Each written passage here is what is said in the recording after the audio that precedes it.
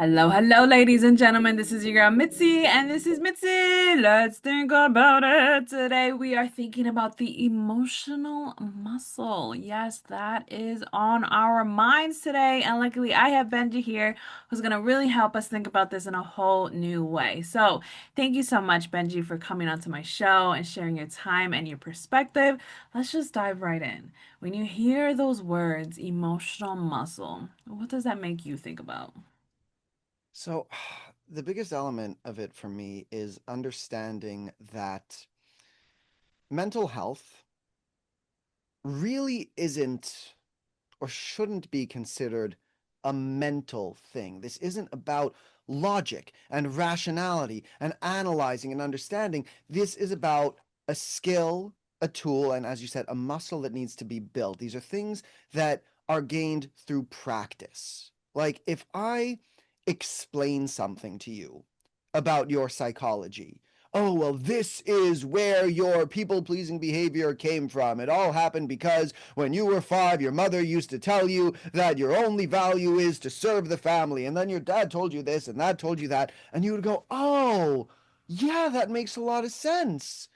Yes, it makes a lot of sense. And that's a beautiful psychological understanding that you now understand more about yourself. But the next time that you are in a position where someone is asking something of you, and it feels uncomfortable to say no, and you're in another situation where you need to do something for yourself and it feels uncomfortable to say yes to that, the intellectual understanding hasn't given you the muscle to move through that discomfort. This is Exactly. something that happens through practice. I can explain to you how to swing a baseball bat, but until you pick it up and swing it, you're not going to be able to hit the ball. Yeah. That's what emotional muscle means to me. No, I love that explanation because it is about practice.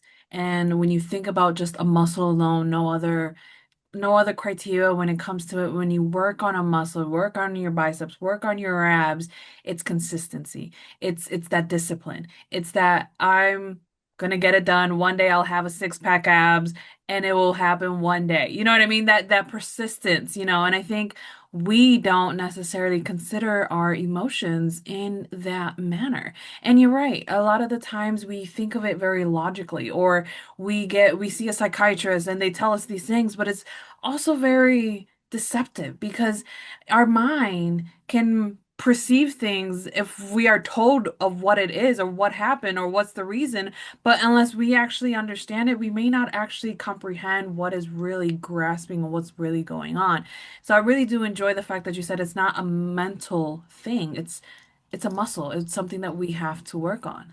The other thing with, the mind finding answers here is the mind is a pattern recognition machine. It Yeah. operates on pattern. Like, for example, you're looking at the screen right now, you're looking at my face, and only because you've seen a million faces before does the light hitting your eye actually make any sense to you. If you had never opened your eyes before and then all of a sudden you open them and there's all of this light, you don't recognize what you're seeing. The brain reality only operates based on pattern recognition. So the mind is always looking for patterns, which means that when you're looking for psychological answers, sometimes you'll even find patterns that aren't the patterns that should be found or the patterns that you're looking for. They're patterns that are false. So not only is it that the mental exercise might not get you the results that you want, but sometimes it will actually steer you off course because you're so desperate to find patterns and answers that you might find something that's actually just going to steer you in the wrong direction.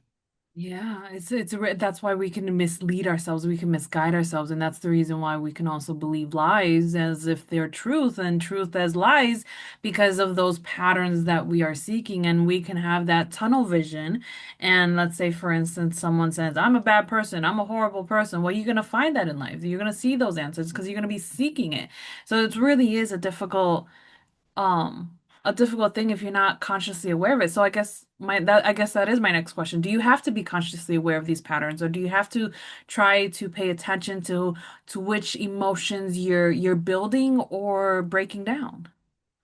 So I think there were maybe a couple of questions in there, but Yeah. let's start with this one. You asked, do you have to be aware of the patterns? So to a very real extent, yes, I think you have to be aware of the patterns that are playing out, but you don't have to be supremely aware of why the patterns are playing out.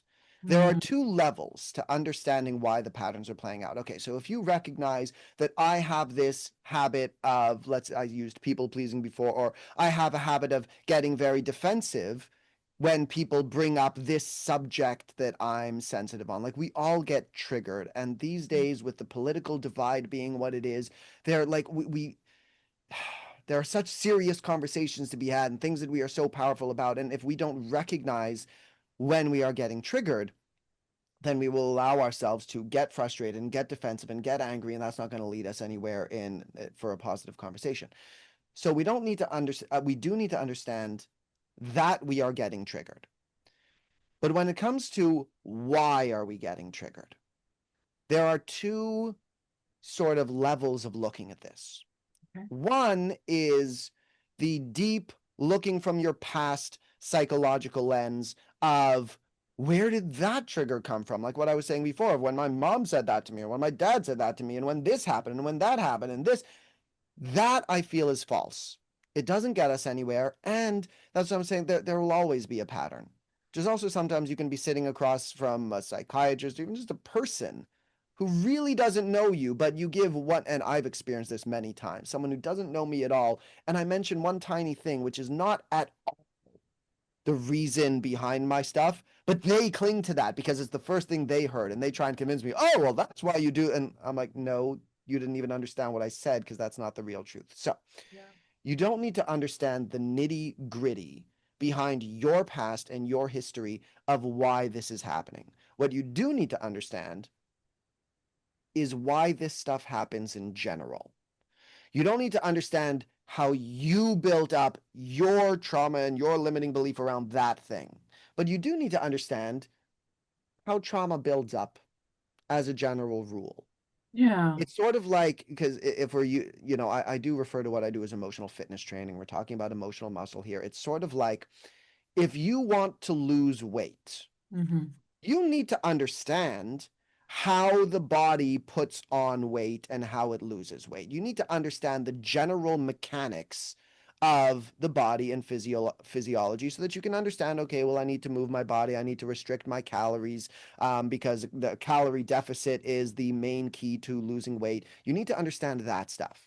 But you don't need to understand, well, I'm overweight because of that night. That on that night I ate four pieces of pizza instead of two, and then the night before I ate three pieces of cake, and the night before that's not going to get you anywhere. So there's the generic understanding of how your brain reacts to trauma and builds up defense mechanisms and how that leads to triggers. That is important to understand because without that, you will continually convince yourself to keep on going down those same patterns. But the Yeah. rest, the nitty gritty, it's not going to help. No, I understand. And that makes sense because I agree. A lot of the times people will listen without actually listening. You know what I mean? They're just scanning through what you're saying or what's being said and they're just trying to pick on one word and be like, "Ah, this is it. I knew it." And yes, exactly like you said, just run with it without even realizing everything else that was being said. And it's like we need to have a general idea of how it works. Like if you understand how the rain comes down and how air goes up in the clouds and all that stuff. That's basic understanding. But if you understand that, then you won't be surprised when it actually rains. You know what I mean? You won't have that surprise. And feel like that's the same way when it comes to our emotions. Am I getting that right? Yeah, not only will you not be surprised, but you won't be fooled by it. So I like to Mm, use the example of sweating. okay. Imagine that you didn't understand why you sweat. Okay. And let's say you hadn't really sweat before. So now the sweat comes up and, it can be a little smelly and a little sticky and a little uncomfortable. So when the sweat comes up and now you start freaking out, oh no, what does this mean? Am I sick? Am I dying? Am I about to explode? Like I've never experienced this sweat before. It's a weird thing and it freaks you out because you don't understand it. But if you Hmm. simply understand, oh, yeah, the body sweats when it's hot and it's overheated and it's doing this so that it can keep my body temperature cool, then you don't get fooled by what's going on. So the same Yeah. with our emotions. If we understand that we get triggered when we feel unsafe, then we can understand, oh, wait a minute, this anger that I have right now, this judgment that I'm giving towards the other person, it's not actually because I'm angry at the person, or it's not actually, there's no real problem here. All that's really happening is I feel unsafe. And Yeah. for most of us in our daily lives, 99% of the time when we feel unsafe, we're not actually unsafe. There are relatively rare times when you are in danger, running away from a tiger in the jungle, you're being chased by someone down at the street, you're being abused, you're being victimized. Those things do really happen. And there are Yes. moments when fear is real. But when you're having an uncomfortable conversation with someone, when you're nervous at a job interview, when you are late for work, this kind of thing, and you're like, you're feeling this fear, Hmm. which is like you're not actually in any mortal danger. And like maybe I'm getting a little off topic from the question asked, but I feel like bringing this up. A lot of people, um, we don't understand the role that fear is meant to play in our lives. Fear is important. It has an evolutionary benefit. When you are running away from a tiger in the jungle, it fills you with adrenaline and with cortisol. It helps, makes your heart beat faster. It makes you fight stronger. It makes you run faster. It maybe kind of hyper focuses you on something. In certain situations of real danger, fear is necessary. It has kept us alive. Correct. But going back to what I was saying, in those other situations, you're having an uncomfortable conversation. You're nervous in a job interview. You're going on a date kind of thing. Hmm. The fear doesn't help. Even if you're getting into a fight a lot of times, like boxers don't, they're not, fear is not going to help a boxer when they're getting into the ring. Exactly. There are certain times where fear has its evolutionary benefit, but we've taken this primal mechanism of fear and we've transplanted it into all of these other places of our modern Western lives where it's not helpful. And if we don't recognize that, then we keep on resorting to fear in those moments because the brain, it's trying to keep us safe. It's trying to help. But you walk Yeah. into that job interview with fear, it's not going to help you get the job. You walk into a uncomfortable conversation with a friend or a family member about your politics or about your relationships, that fear is only going to lead to anger and defensiveness and judgment, which isn't going to help either of you get to the outcome that either of you would want. Exactly, exactly. I see what you're saying, and I appreciate the way that you break it down in the many levels that you did, because it allows me to really see it as a whole. And it makes me think about it in my own situations where I was at an interview and I did feel fear and I started sweating. I was like getting really hot. I was getting overwhelmed. I even said, "Is it getting hot in here or is it just me?" Like I literally said those words. It was so embarrassing. But at the same time, there was nothing to fear. Like you said, there's nothing to fear. So you talked about it's a practice. You know what I mean? We have to practice working on these emotions and building them up. Is there ever going to be an extent where an emotional muscle will be at its end, where we reached its peak? And how would you know so? So I think that the way that you asked that question, the answer is no. There's never an end to this. Or like if there is, it's when you become the Buddha and like okay, let's say I think of the monks who like the I don't know, I hear these stories of monks who like burned themselves alive in protest and they just sat there in the fire without screaming, like okay, maybe that. But that's not, I don't even know if that's a real story, and that's certainly not a realistic goal for any of us. But I was also actually talking to someone else in the mental health field, and he was using this metaphor because he's actually working, we're working together to start creating something sort of like the ice bucket challenge, to bring awareness to mental health. It's what he calls pinned to purpose. Okay. And the idea here is that he wants to get people to do like bench presses with just a light, the regular bar, which is the 45-pound bar, and you do it until you can't do it anymore. And everyone has a limit. My 10-year-old nephew can maybe do, he's actually 8. I don't know why I said 10. My 8-year-old nephew can maybe do like 3 or 4 before he can't push anymore. And this bodybuilder that's involved in this program can maybe do 250 before he can't do anymore. But everyone will have their limit. So when it comes to emotional muscle, it's not about an end goal. It's about fitness. Can you comfortably lift 250 pounds, or can you only lift 10 pounds?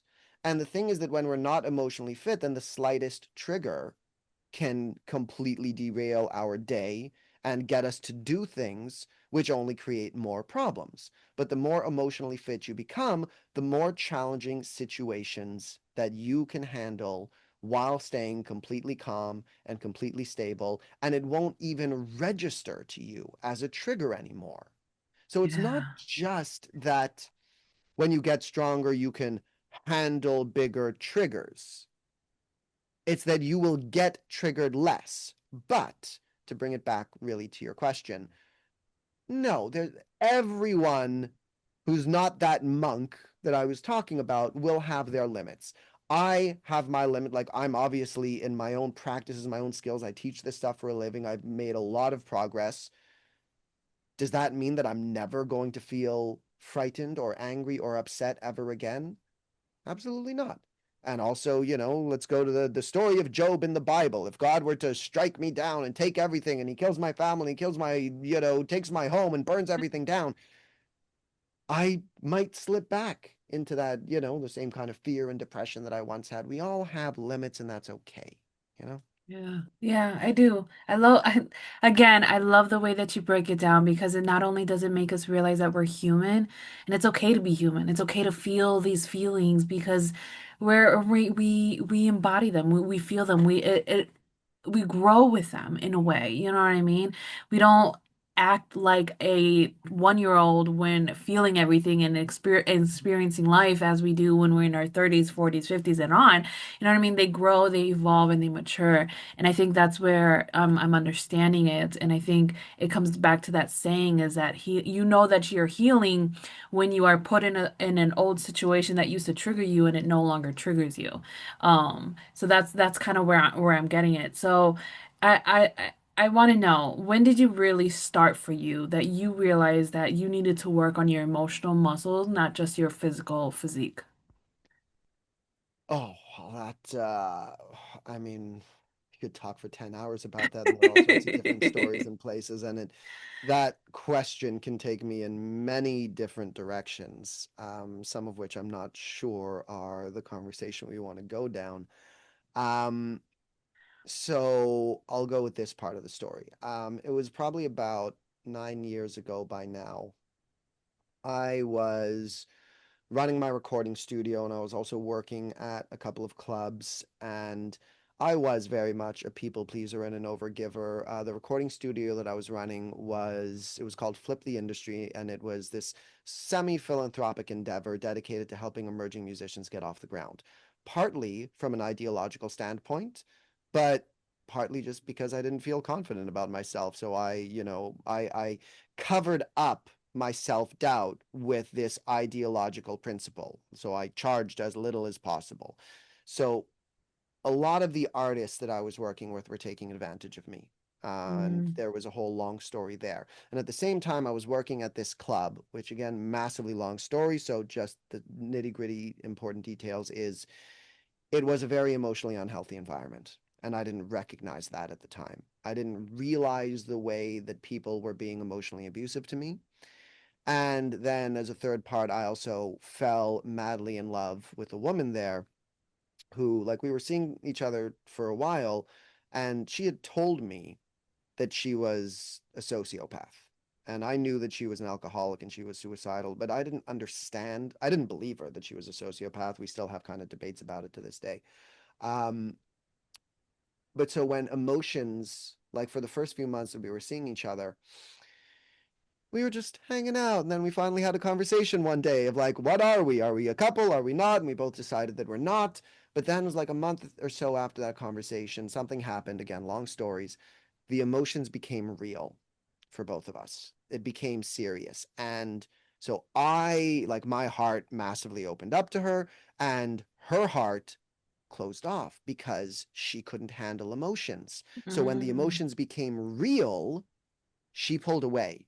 She's like, no, I don't deal with real relationships and real emotions. Like, I'm happy it's superficial. So, it created a massive, all of that together created a massive perfect storm of emotional distress. People were taking advantage of me, people were emotionally abusive to me, and I was madly in love with this woman who felt kind of this, if she could feel, but like then all of a sudden pulled away and wouldn't even have a conversation with me about it because she couldn't handle that conversation. So she ghosted me while we were still working together in a highly sexualized environment, because it was the club that we were at was that sort of thing.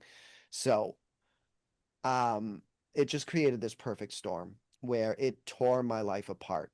It was the worst period. Like, I had dealt with anxiety and depression for years and years and years, but that became worse than it ever was. I couldn't focus on anything anymore. I had to shut down my recording studio. I got fired from the club because I started acting completely unsustainable. Like, I lost my mind. It was just, I mean, psychosis would be the best word for it. I completely lost myself in all of that emotional pain and in the artist and performer's lifestyle and just everything that was going on. And bit by bit, I was just kind of led, if we're going to look at it from the spiritual lens, from the universe, just led to the ideas and the understandings that I needed to push me into this healing journey. I'm very uncertain what I believe about spirituality or the other side, but this is the closest thing to destiny or fate that I will ever experience. Whether or not Yeah. it was actual destiny and fate and the universe pushing me in that direction, or it was just when you learn a lesson and you look at it in hindsight, it feels that way. I don't Yeah. know, but Yeah. one way or another, that's what led me to this work. Well, that's good because sometimes we don't realize we need all of these walls to close in on us to realize it's time to focus on ourselves. You know what I mean? So many times we can be in a selfless season of our life and selflessly help people selflessly, and then we don't realize that we're neglecting ourselves and that we're abandoning ourselves and to a degree hurting ourselves. And I think it's safe to have these moments of selfish seasons because it's okay to care for yourself. It's okay to look within and see what's going on and really decipher what you want and what you don't want and what really matters and what doesn't really matter. We need to walk that crossroad at one point in our lives, no It's matter how it's given to us. You're absolutely right, but it's actually so much more than that. Remember, look, I kept on using as an example people pleasing, Yeah. when we're getting triggered, this and that. And it is very, very, very important to recognize that people pleasing is not actually you caring for other people. It's a Mm-hmm. defense mechanism. It's actually incredibly selfish because what we're doing is we're doing it for our reasons. We're doing it to avoid our pain and our problems and our trauma and our issues. And so we're covering up our pain by being kind to others, but it's not actually being kind. So the thing is, when you say it is okay to care for yourself or to deal with this, it's necessary, because until you do it, then the love, the kindness, the compassion, the service that you're giving to other people, firstly, it's not actually genuine. It's you covering up fear. And B, it's not as powerful as it could be. Mm. When you are when you make giving to others first your foundational rule in life, you drain yourself. Yep. You're operating at 20%, 30% capacity. So, Yeah. yes, you're giving to other people every single day, but you're giving to them a minimal amount of what you have to offer. Yeah. And you're only, and you're, so you are failing to give the world what you can give it because you are avoiding your pain and your issues. Now, Hmm. please, for anyone listening, don't, I know I'm saying this forcefully, but there's no judgment here. I've been there. Yeah. I get it. We all go through this. I'm saying it Yeah. forcefully because it's an important lesson, not because you're doing anything wrong in a moral sense or you're a bad person. We all have to learn this lesson. Yeah. Point is that when you learn how to give to yourself first, then you move. Firstly, you have to move through that discomfort. It's a Hmm. challenge and it's Hmm. painful. Painful is maybe a bit too harsh. Not when you do it right. It doesn't need to be painful. It can be a little uncomfortable. But when you move through that, and you get yourself from operating at 20% capacity, meaning you don't have a lot of self confidence and you don't know how to express yourself to the world, and you're just like, you're playing it small in your life because it's easier to play it small and to give to others and get, your praise that way without being the full version of you. When you're operating at that 20% capacity, okay, that's what you have. But when you work through that, and now you're up to like, you're living your best life, as the phrase is, and you're operating at 80% capacity, and you're confident and you're powerful, and you found that message that you have to offer, and your skills and your talent and your core zone of genius, as it is sometimes referred to. And when Yeah. you know how to bring that out into the world because you're operating at 80%, then you have that much more to give to everyone. You can spend 30% of your time just focused on yourself and still be giving more to the world than you were when you were operating at 20%. Mhm. So powerful, and it's true. And it's okay for you, for your emotions to go through your voice, and for you to speak so with so much value. You know what I mean? Because we can sometimes speak in our voice the emotions, and it comes through, and some people be like, "Ugh, you're attacking my soul." But it's like, yeah, that's a whole different subject. But it's okay. I value your words because they truly not only resonate with me, but my audience, because it's something that we really have to work through. You know what I mean? We have to consider, we have to just maybe not always take the time to reflect, but just have it on the back burner of our mind. You know what I mean? Just have it just there to remind ourselves that it's okay to just love ourselves. It's okay and it's necessary to love ourselves. It's okay to focus on what we need for the day, for the moment, and for the time being, wherever you are at in your world and your life. But it's also important to recognize where your defense mechanism is, Yeah. where it's coming out, where it's bleeding into the world, and where it's seeping out that you may not even recognize where it is. Because, like you said, we call it something else, but in reality, it's like we may call a rose a lily, but it will never be a lily. It will always be a rose. You know what I mean? So we do have to take that into consideration, and it's so valuable. Oh, I love this conversation, but time is catching up to us. So, what can be some lasting words that you can leave us off with to keep on thinking? Well, so just to kind of sum up the point that we were just on, because you were even just saying that, well, loving yourself is okay. I'm trying to make the point that it's so much more than that. Literally, the most important thing that you can do for everyone you care about and for the world in general is to learn to love yourself. As cheesy as that sounds, let's put it another way. The most important thing that you can do for everyone around you is to work on your own emotional fitness, to heal yourself, to become strong, to become unshakable. Giving to others doesn't get like when you take care of yourself, your ability to give to others will come naturally.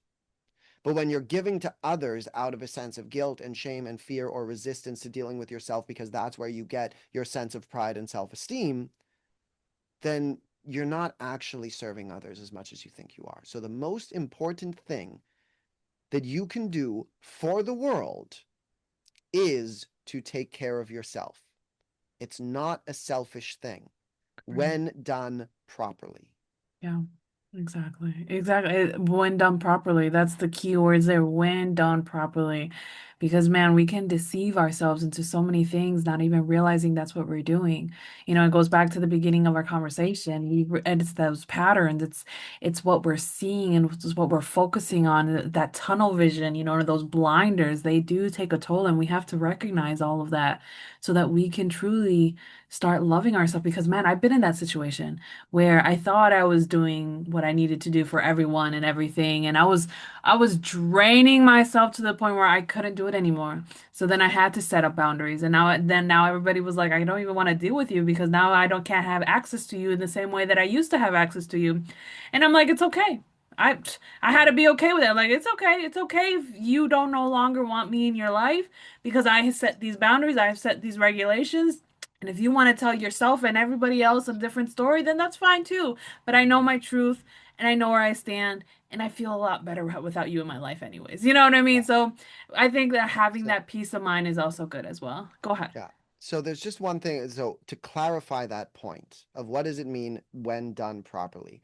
To put it simply, this is the important piece that people need to take away from this so that they don't misinterpret that advice that I just gave them. Yes. Tell us. Being cruel to others, being genuinely selfish goes against self love.